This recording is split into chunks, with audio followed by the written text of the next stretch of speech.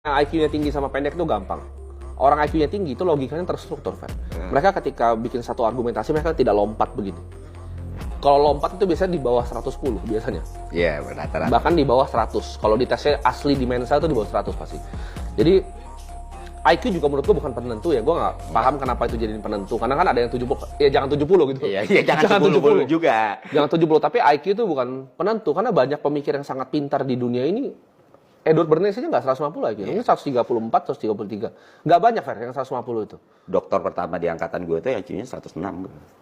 Itu nggak, menurut gue nggak ini. Karena itu bisa dites di kondisi yang lu memang lagi nggak fit secara pemikiran. Mungkin kalau gue dites lagi berbeda sekarang. Makanya sama gue dulu. waktu nanya ke dia, gue 130-an katanya. Gue nggak percaya lu 130-an. Tim harusnya Dulu mungkin tuh. karena gue dari apa yang gue pahami, ya dengan Kadia gue dekat, dengan Sabda gue dekat, dengan Timothy gue dekat. Ya dia 130 itu lu kan sering yang berapa kali keomongan kan juga segitu ya. Brokok aja 127, 28. Tapi itu kan dulu kan tesnya, dan itu di daerah nggak tahu ya. Keproperan orang yang tesnya nggak tahu. Dan 127 kan udah superior ya. Iya. Kalau 130 itu gifted, Iya. 140 ke atas itu highly gifted. Iya, Itu highly bahasanya. gifted. Jadi resminya tuh itu gak jenius ya dibikin highly gifted.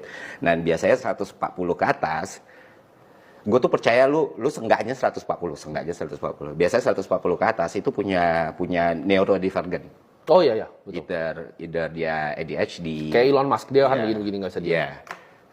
Yang biasanya itu di ADHD, disleksia, terus beberapa kondisi lain nih, disleksia nih,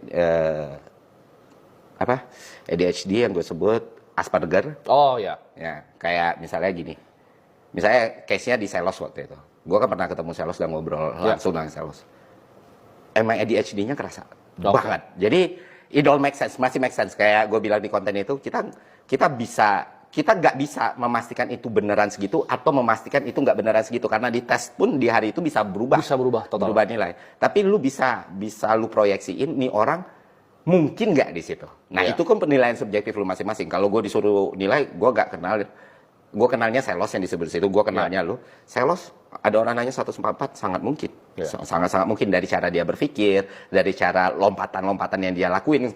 Terus punya background pendidikan juga jelas kan. Dia 81, dia diumpat segala macam. Dan gue akan bayit gitu kalau dia bilang kayak gitu. Nah, tapi masalahnya adalah kalau untuk teman-teman misalnya bisa mikir, gue patok aja sembarang number deh. Misalnya karena lu terkenal, lu patok aja sembarang number dan lu pengen dianggap jenius, itu justru bunuh diri. Itu makanya harus dipikir dulu, Fer. Itu IQ atau tinggi badan, Fer?